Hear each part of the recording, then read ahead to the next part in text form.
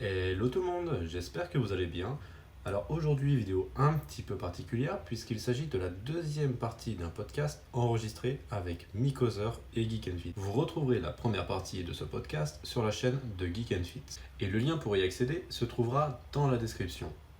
Bonne écoute à tous. Les câbles, mais pour dire, ça fait le truc, il doit avoir 10 ans, quoi, avant que quand Ouais. mon pote a dû l'acheter. Les câbles, tu commences à voir qu'ils sont usés au bout de 10 ans pour du premier prix comme ça.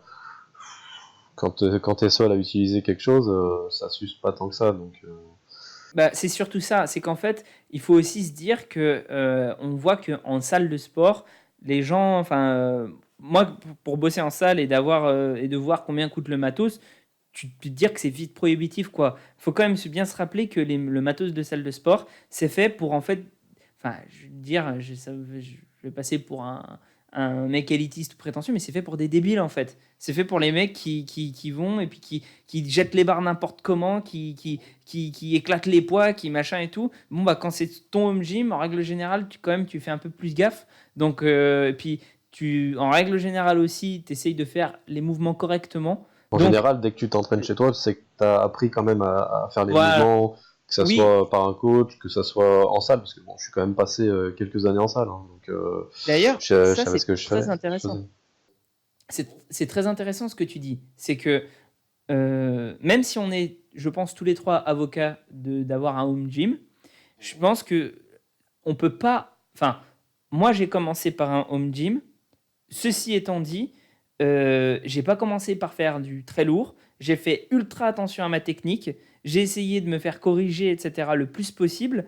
Et j'ai vraiment pris les choses vraiment très, très, très, très petit à petit, en essayant de me regarder le plus possible dans des miroirs, etc., etc. Je pense que la musculation, c'est quelque chose qui euh, s'apprendre seul. Voilà. Ceci étant dit, ça s'apprend beaucoup moins vite et beaucoup moins, avec beaucoup moins de, comment dire, de, de possibilités d'évolution seul que quand on est accompagné, en fait. Forcément, mais après Je- c'est comme tout, ah, voilà, c'est c'est comme ça. tout. Et Il faut bien penser que quand on s'entraîne chez soi, c'est pas si facile que ça. ouais. Si vous aimez pas la solitude, si vous aimez pas rester chez vous et que vous avez l'habitude d'être en société et tout ça, il y a des gens qui préfèrent toujours s'entraîner en salle pour Mhm. l'ambiance, pour le plaisir de partager un entraînement avec d'autres personnes ou même C'est ça. d'être dans la même salle que d'autres personnes parce qu'il y a une émulation, il y a une compétition. Faut bien penser à tout ça parce que c'est beaucoup plus dur de se motiver pour aller Mhm. s'entraîner dans son garage ou dans sa cave ou tous les jours et de se dire il faut y aller. Même pour moi, hein, des fois, ça m'arrive d'être plus motivé pour aller dans une salle que pour descendre dans Ouais. mon sous-sol. Parce que j'ai envie de partager ce moment-là avec d'autres personnes. Et puis, quand on a un petit peu cet esprit de compétition, des fois, on aime pouvoir se relancer sa motivation. Ouais. Donc, il faut bien prendre en compte tout ça au moment de l'achat en se disant est-ce Mhm. que je vais y aller régulièrement ou est-ce que ça va rouiller parce que j'y serai jamais. Faut y penser. Faut bien avoir réfléchi le truc avant et ou ne s'être jamais entraîné dans une salle avant et de ne pas savoir ce que c'est. Auquel cas, bon ben, il y a aucun souci à se prendre un home gym. Mhm. Enfin voilà. Après, ce que Il y tu a- dis, c'est. Après, Ouais. ouais, excuse-moi, Gaël, je vois que tu voulais Non, parler non, aussi, mais ça fait un moment non, que je voulais enchaîner.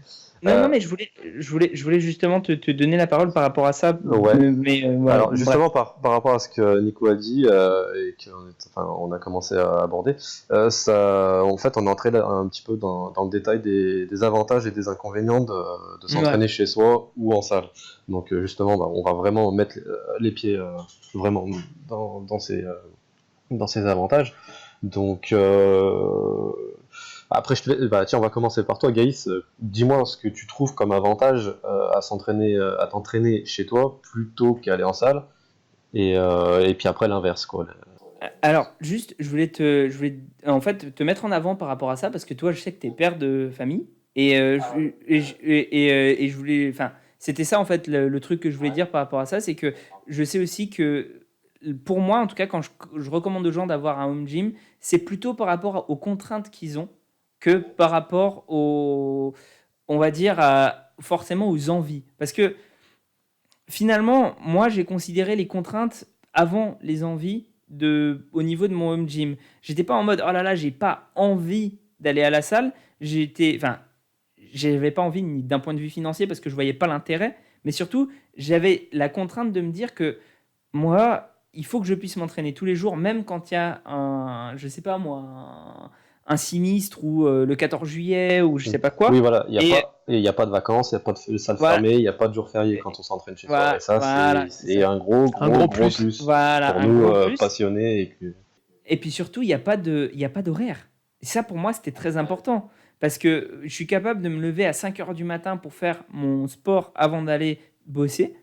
Mais je sais que si j'étais levé à 5 heures du matin, les transports, la salle et tout, le temps d'y aller, machin, j'aurais pas le temps. Même si c'est mon lieu de travail. Ce serait pas ouvert. Donc, Au final, je sais pas si c'est pas l'argument le plus important du home ouais. gym, quoi, les horaires. Parce Ouais, que les comme tu horaires. dis, Bien. les arguments que tu t'apportes, des fois, t'as pas le temps. Enfin, ça va être chiant pour toi de s'entraîner le matin ou ça va être l'après-midi. T'as le choix. Tu t'entraînes. Si Ah tu ouais, veux, bien si tu sûr. veux t'entraîner à 5 heures, comme tu as dit, tu t'entraînes à 5 heures. Si tu veux t'entraîner à 23 heures, tu t'entraînes à 23 heures. Ouais. Il y a pas d'horaire. Et ça, c'est royal, ça. C'est royal. Pour moi, Il y a pas de. Enfin, après, je sais que toi, tu conduis pas, t'as pas de voiture, à part si ça a voilà. évolué depuis la dernière fois. Mais il y a pas de parking aussi quand tu t'entraînes chez toi. Il y a Ouais. pas de place de parking à payer. Il y a pas de le temps de chercher une place pour se garer. Puis je te rassure, hein, nous, si c'est pas le parking, les gens qui n'ont pas de voiture, c'est le bus à prendre. Il n'y a Ouais, pas voilà. d'horaire de bus Après ça, contraignante. moi je suis à la Il y a pas campagne, de... donc les bus, Ah c'est bah c'est moins. encore pire. Aussi, moi je suis comme toi, je suis pas conducteur, je conduis pas. Ouais. J'ai jamais aimé ça, donc je me débrouille toujours autrement. Le problème c'est que les salles qui sont disponibles pour moi, elles sont pas terribles. Donc quand j'étais en région parisienne, j'avais vraiment ma salle dans laquelle j'avais une ambiance super à l'ancienne, donc je pouvais pas concevoir de m'entraîner chez moi parce que c'était le top quoi pour s'entraîner. Mais une fois déménagé, les petites salles de province, elles restent. J'avais plus du tout la même motivation et c'est là qu'est née l'envie de me faire mon home gym parce que c'est le problème. Les gens ne sont pas investis forcément autant que toi. Quand tu peux parler avant, tu peux parler après ton entraînement, mais pendant, tu essayes de te concentrer. Moi, avant une série, j'ai l'habitude de rentrer dans ma bulle pendant au moins une minute à me concentrer avant de partir sur l'exercice. Et juste avant de partir, souvent, tu as une personne qui va arriver en te disant qu'est-ce que tu fais? Tu dors alors que tu es en train de te concentrer. Et juste au moment où tu vas partir, tu as une personne qui vient de parler. Ça m'est arrivé je sais pas combien de fois. Tu as juste envie de tuer le mec, quoi. Tu es obligé de te reconcentrer. Parce que bon, quand tu pars sur une série qui est importante pour toi, il n'y a rien d'autre qui compte. Donc t'as le mec qui arrive au dernier moment, tu es obligé de recommencer tout le processus de Ça, c'est les relous concentration. à la salle. Mais on peut comprendre ces gens qui sont pas en phase avec tes besoins. Et pour eux, toi, c'est toi le relou, quoi. Parce C'est que ça, t'es c'est chiant, tu parles pas. Donc je comprends d'un côté et de l'autre, mais moi je veux plus faire de concessions pour personne. Mais je te comprends tout à fait. J'en ai fait suffisamment à vouloir être gentil, à me pourrir des séances à cause de boulets, hein, on va dire le mot, qui eux viennent là pour se détendre, socialiser, même draguer pour les filles qui sont présentes.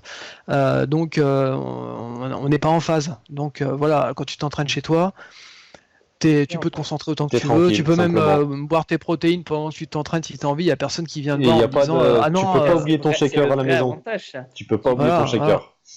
Tu déconnes, mais c'est le vrai avantage parce que moi, mon frigo, il est à côté. Hein. Si je veux me faire un... Mais moi, je trouve que c'est un vrai truc parce que, mine de rien, t'as pas besoin d'avoir un shaker de whey ou un truc comme ça. Finalement, si tu peux te faire ta bouche juste derrière, bon bah, tu prépares ton plat, machin, tu peux même faire, entre les séries, tu checkes si la cuisson elle est bonne et puis voilà quoi. Enfin, je déconne. Hein. Non, mais moi, ça m'arrive des fois de faire ma bouffe entre les séries. De temps en temps, je surveille, je lance les pâtes, je fais cuire les œufs. Mais pour moi, c'est un avantage en fait à ce niveau-là qui est considérable en fait.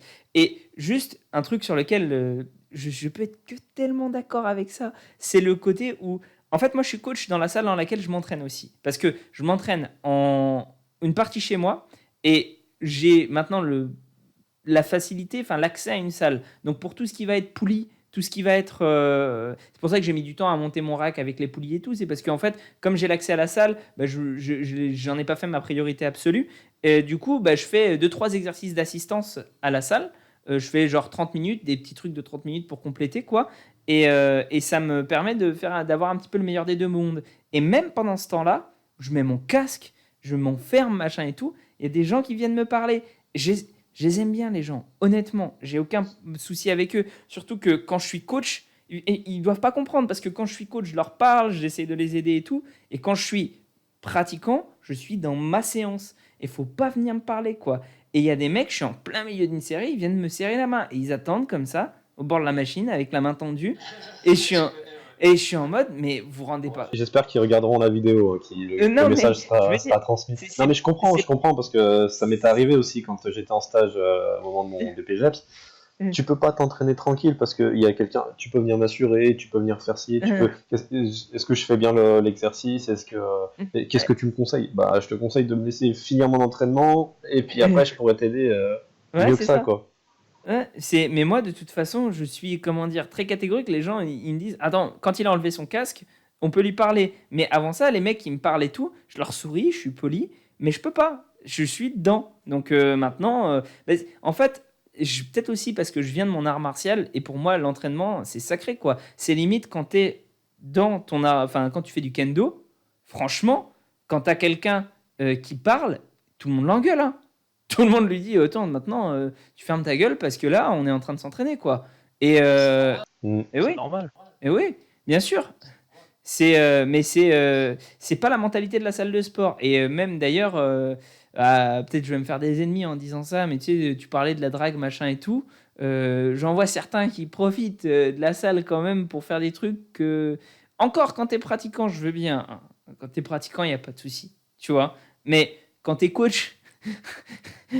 et que tu profites de ton temps de travail entre guillemets pour pas être trop pro, c'est quand même compliqué, quoi, tu vois.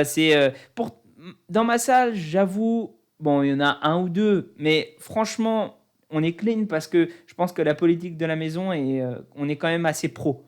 Mais autant, enfin, tu vois des mecs, je vois, l'exemple type Mozango, tu le vois chaque fois qu'il coach quelqu'un, mais c'est impressionnant, quoi. Tu vois le truc où il est là, tu te dis, oh la nana, mais si il coach une nana, il est comme ça sur elle. S'il coach un mec, il est là, il fait, vas-y, tu peux le faire. Tu peux y Après, aller. il a sa petite réputation déjà sur Ouais, les c'est ça. réseaux, hein. Il est connu pour ça, hein. C'est difficile de lui reprocher quoi que C'est ce soit, hein. les coachs, Ouais, bien les coachs sûr, hein. tactiles.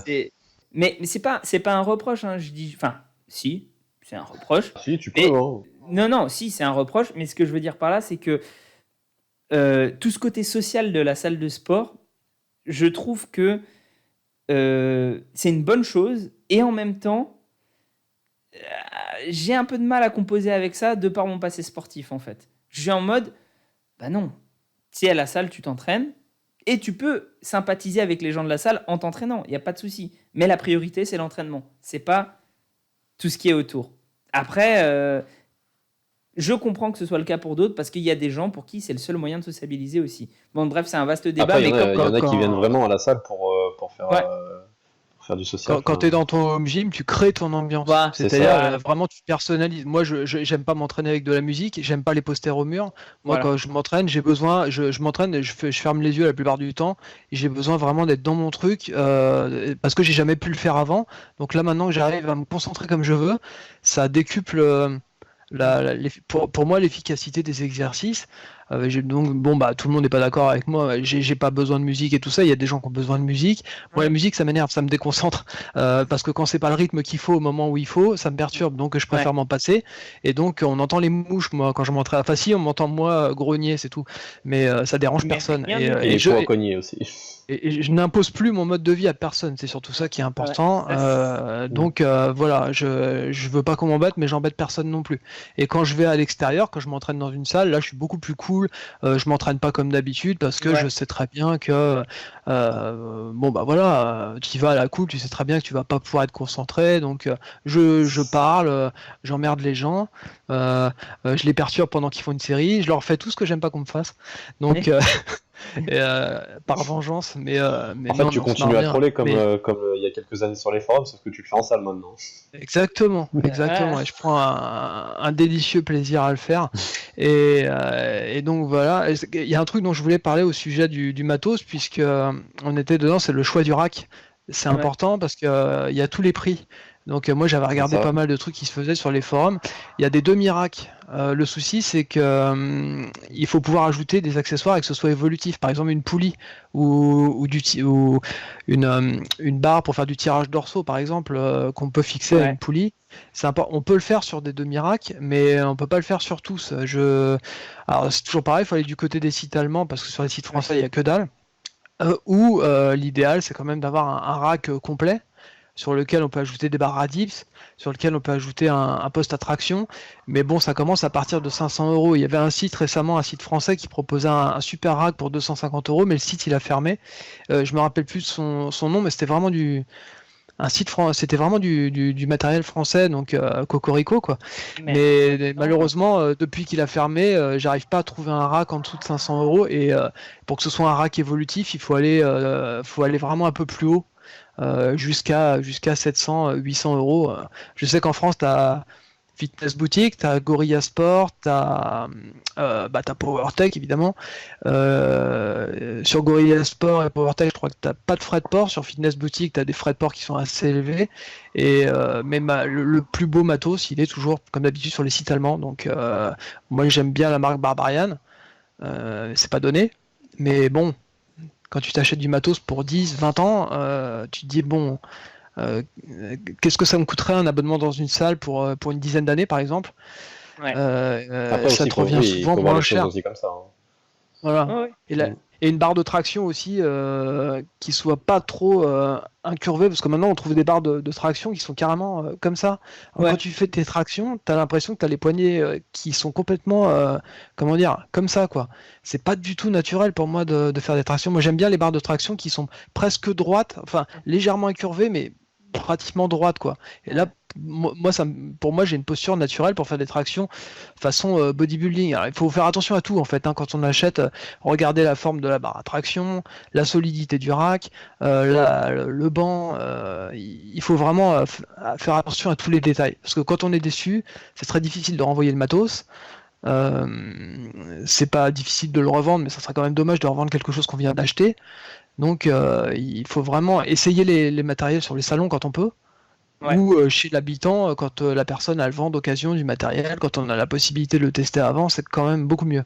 Et d'ailleurs, je préciserai au niveau de la qualité du matériel, il y a un seul truc sur lequel je pense qu'on peut prendre le moins cher possible, ce sont les élastiques. C'est-à-dire que les élastiques, honnêtement, je n'ai...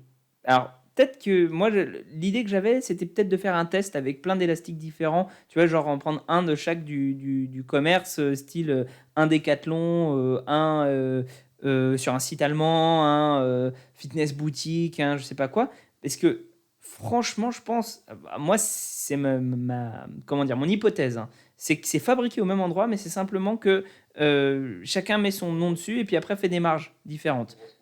Parce que ah ouais, C'est les mêmes, vraiment pas mais mettre avec trop pas cher. le même logo. Quoi. Faut pas mettre trop cher. Voilà, faut pas mettre trop cher dans des élastiques parce que les élastiques, franchement, j'en ai un qui a pété quoi.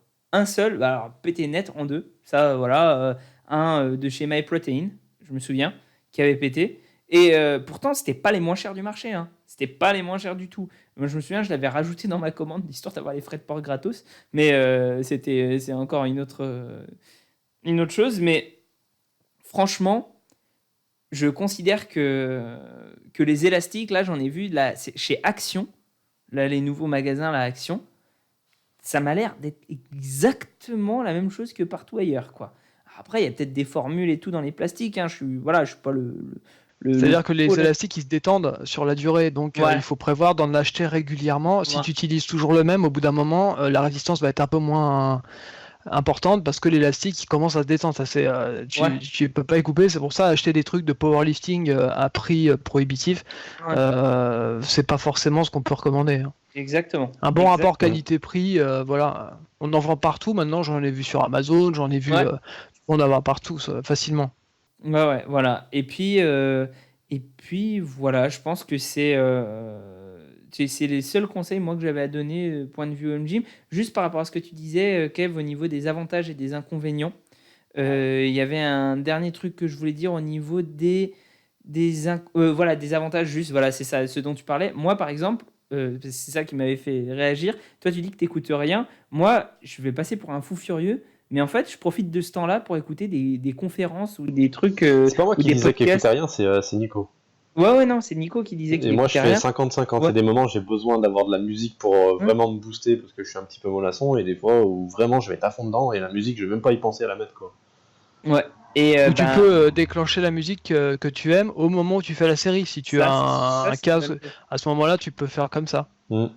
Mais au niveau des conférences, enfin des trucs que j'écoute, moi je trouve que c'est un super moment en fait, surtout quand tu fais des temps de repos assez longs, tu vois. C'est un super moment pour avoir du temps pour écouter des trucs que tu n'écouterais pas habituellement parce que bah, les podcasts c'est long. Par exemple celui-là. Et ben il y a des moments en fait dans ta séance. Alors tu peux le faire aussi à la salle, hein, bien sûr, mais à la salle, tu as toujours la personne qui va venir te parler, tu vas louper un bout du podcast. Là au moins, tu es tranquille, tu peux écouter ton truc. Alors après, ça dépend de la concentration de chacun, parce que je sais qu'il y en a sur des séries difficiles, tu vas plus pouvoir être concentré sur ce que tu écoutes. Moi, je sais que ça me dérange absolument pas, je peux être concentré dans mon effort et en même temps avoir l'esprit à autre chose. Mais vraiment être concentré, hein. Perso, Et j'y suis vraiment, arrivé, mais bah voilà, là, à un moment, si vraiment je suis dans ma série, je vais complètement lâcher ouais, ouais. la vidéo ou le podcast, quoi. Mais ça m'arrive Hum. parfois d'écouter justement, comme tu dis, Ouais, des podcasts, voire même des formats plus courts de ouais. vidéos classiques, quoi. Jamais fait, mais je pourrais pas. Mm. Ça serait difficile pour moi d'écouter Mais Ouais, ouais, ça me un paraît difficile podcast. par rapport à ce que tu nous disais, toi qui aimes ouais, bien être toi, tu te mets vraiment vraiment. concentré à fond, je pense que c'est pas une bonne Ouais, idée. Mais c'est une possibilité. C'est quand même, comme tu dis, c'est plus facile de le faire chez soi qu'en salle ouais. Entre avec les séries, 15 pèlerins à ce qui vont moment-là. Ouais, entre les séries, mais pourquoi pas? Parce que moi, en fait, je vais vous dire, hein, la façon que j'ai de voir mes temps de repos, c'est par rapport aux vidéos YouTube. C'est-à-dire que, en gros, je chronomètre mes temps de repos par rapport au temps de la vidéo YouTube qui s'est écoulée quand je vais la voir. Donc comme ça, c'est pas, je considère que être très très très très très à cheval sur ces temps de repos, ça sert pas à grand chose au niveau de la, comment dire, si tu veux pas faire de l'endurance de force, c'est de ce que j'ai vu, de ce que j'ai lu, de ce que je sens moi dans ma façon de faire, je prends un temps minimum de temps de repos, mais pas de maximum. Si je sens que par exemple, bah, je sais pas, quand il y avait la canicule par exemple, et que j'étais en train de m'entraîner et que je me rendais compte que putain, j'en chiais quoi pour récupérer, je vais pas recommencer une série alors que j'ai pas récup. Je vois pas l'intérêt. On est Donc, d'accord. On est d'accord. Justement, tu parles de chrono, ça fait vraiment partie des accessoires indispensables quand on a un home gym. Pas ouais, forcément pour chronométrer, mais pour s'assurer qu'on prend suffisamment des fois. Parce que ouais, moi, j'aime bien les ouais. très longs temps de repos, mais quand je me chronomètre pas, j'ai tendance à prendre beaucoup moins longtemps. Parce Oui. que t'as pas la même notion du temps, alors que là, quand je me dis je me repose pendant 3 minutes, et bah t'attends tes 3 minutes, t'es sûr que Ouais, tu les as. ouais. Mhm. Et quand tu discutes, évidemment, ça passe beaucoup plus vite, mais quand t'es tout seul, c'est important d'avoir un point de repère temporel, quoi. Mais je suis complètement d'accord avec toi. Comme je te disais, moi, je prends un temps de repos minimum, mais je prends pas de maximum. Enfin, je suis pas à cheval dessus. Mais en revanche, sur le côté minimum, si, si. Et c'est pour ça, je pense effectivement que c'est important d'avoir un chronomètre, enfin, quelque chose qui nous permette de faire ça. Alors en plus, c'est plus facile à faire quand on est à la maison parce qu'on a le portable aussi qui est pas trop loin, ou l'ordinateur, ou le machin, ou le truc. Mais je trouve qu'en fait, finalement, si on devait résumer les avantages d'un home gym, c'est vraiment que c'est con à dire, hein, mais c'est à la maison. Donc en fait, comme c'est proche de tout, C'est pratique. euh, C'est le ouais, côté c'est pratique. super pratique, quoi. C'est Pratique et économique au final voilà. sur le long terme pour certains, sur le court terme pour d'autres. Mais enfin, Ouais. voilà quoi, c'est les principaux avantages, quoi. Et puis les gens aussi qui ne pensent pas à un truc, c'est que ton abonnement à la salle de sport, euh, une fois que tu l'as payé, bah, tu l'as payé, tu vois. Et si jamais un jour il t'arrive une connerie, ben, tu auras dépensé 500 000 euros en salle de sport, tu les auras faites. Alors qu'un home gym, bah, si un jour il t'arrive une connerie, je le souhaite à personne, hein, mais si tu es en fauteuil roulant pour le reste de ta vie, que tu peux plus faire les jambes, bah, tu peux revendre ton équipement. Et oui, tu le revendras moins cher que ce que tu l'as acheté, mais tu peux quand même revendre. Tu déménages, tu peux faire des trucs comme ça. Quand tu es propriétaire de ton matos, c'est quand même beaucoup plus pratique en termes de gestion financière. En tout cas, moi, c'est mon avis. Après, je sais pas. Oui, non, bah après, voilà. Après. Il y a qu'à voir Gundeal, par exemple. Gundeal, qui est, comme on disait la semaine dernière, dans son temple. Lui, c'est même plus une salle, c'est vraiment le temple ultime, machin, etc. Bah, il revend, il rachète régulièrement en fait du matos, quoi. Et Mais il s'est entraîné, avant il s'est entraîné dans des salles. Je sais qu'il il était au Wader Gym dans les années 80, il a été s'entraîner en Angleterre, dans des salles quand il était en Angleterre. Et puis j'imagine qu'après, il s'est construit son propre gym. Mais c'est toujours délicat de conseiller à des gens qui commencent la muscu de s'entraîner chez eux. Parce que tu parlais de fauteuil roulant, mais un squat mal fait par quelqu'un qui regarde des vidéos YouTube et qui croit bien faire. Donc éventuellement penser à se filmer puisque on est chez soi et maintenant tout le monde a un smartphone sauf moi. Donc filmez-vous. Des fois ça fait très mal de se voir. Moi je le fais des fois.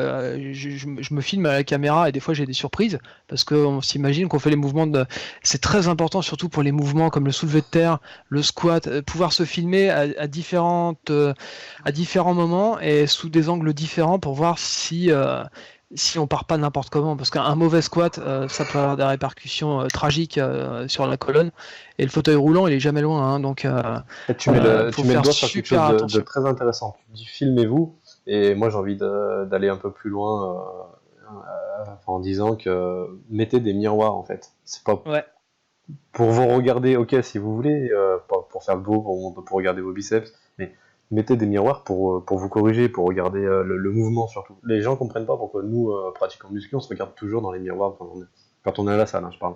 Mais c'est avant tout pour se corriger, pour voir si on fait bien le mouvement, pour voir si le mouvement il est propre, s'il est correct.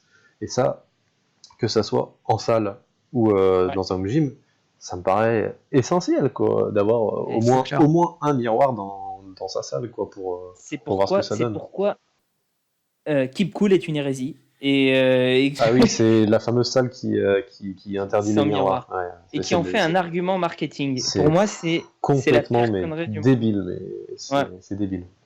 J'en ai pas dans la mienne et ça me manque des fois pour faire les élévations latérales, ça paraît bête. Les élévations latérales, c'est le très très très bon exemple. J'aime pas monter haut parce que tout de suite après ça engage les trapèzes et ton mouvement il est foutu si jamais tu engages les trapèzes trop tôt, tu sens plus que ça après, tu sens plus ton épaule. Mais pour ça faut pas monter trop haut.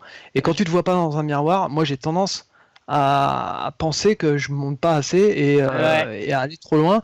Et bon bah voilà l'utilité d'un miroir. Même quand tu as des années de muscu derrière toi, tu fais toujours des bêtises, mais vraiment digne d'un débutant si tu fais pas attention.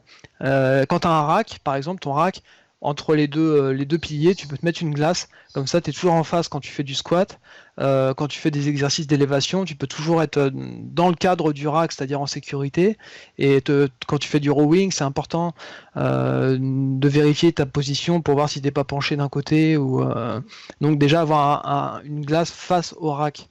Après tu peux en avoir d'autres ailleurs, mais c'est important de pouvoir toujours avoir ce contact visuel pour checker ta posture, si tu descends suffisamment, si tes épaules elles sont bien en arrière pour le soulever de terre, si tu cambres pas, il y a tellement de choses c'est une question de sécurité du mouvement, ça les gens, tout de suite ils voient que le côté narcissique des choses et pas le côté sécuritaire. Après, tu peux taper des pauses, hein. Faut y aller. Hein. On le fait tous, hein. On va pas être hypocrite. Moi, le premier, t'es content de ton travail, tu regardes, t'observes que c'est normal. En plus, ça. Tu fais chier personne quand t'es dans ton home gym quand tu le fais. Et en plus, personne va te dire que tu te la racles ou je ne sais quoi, mais c'est vrai. Et juste dernière chose, mais je vais peut-être être un peu rabat-joie, mais je vois l'heure et je pense qu'il est temps de conclure. Je pense qu'on a quand même fait pas mal le tour de la question. Alors évidemment, il y a toujours des points. Oui, il y aura toujours à dire, il y aura toujours à rajouter. qu'on pourrait soulever. D'ailleurs, je pense, après, je pense que là, on est sur ta chaîne, du coup, comme on est à la fin. Du coup, on finit sur ma chaîne. Je pense que n'hésitez pas à dire des trucs en commentaire, à dire des choses, poser des questions. Moi, je viendrai voir les commentaires sur ta chaîne et j'essaierai d'y répondre de ce que j'en pense. Je pense que toi aussi tu le feras. Oui, bah, comme je le fais à bah, chaque fois. aussi, bien sûr. Ouais. Fait que c'est constructif, évidemment. Oui. Si c'est pour insulter sans argumenter ou dire qu'on n'est pas d'accord sans argumenter. Mais personne ne fait ça sur YouTube. Ah oui, excuse-moi. T'es vraiment mauvaise langue, Kevin, Ah, mais franchement. ah oui, excusez-moi les C'est- gars. c'est- Voilà. Enfin, Non, mais voilà, sérieux quoi. les gars, argumentez. Et tu l'as dit en plus il y a pas longtemps, Gaïs, je Oui. crois, hein si, Ah oui, si je me moi trompe je fais. Argumenter et Hein insulter après. Ouais, c'est ça, exactement. On peut concevoir que vous n'êtes pas d'accord, on peut pas être tous d'accord d'ailleurs, ça c'est une évidence, mais on peut concevoir qu'on ne peut pas être d'accord tous ensemble. Mais argumentez, dites vos points de vue et puis après on en discute. Mais dites pas En fait, c'est de la merde ou C'est ça. tu Et racontes puis- n'importe quoi, point. Voilà.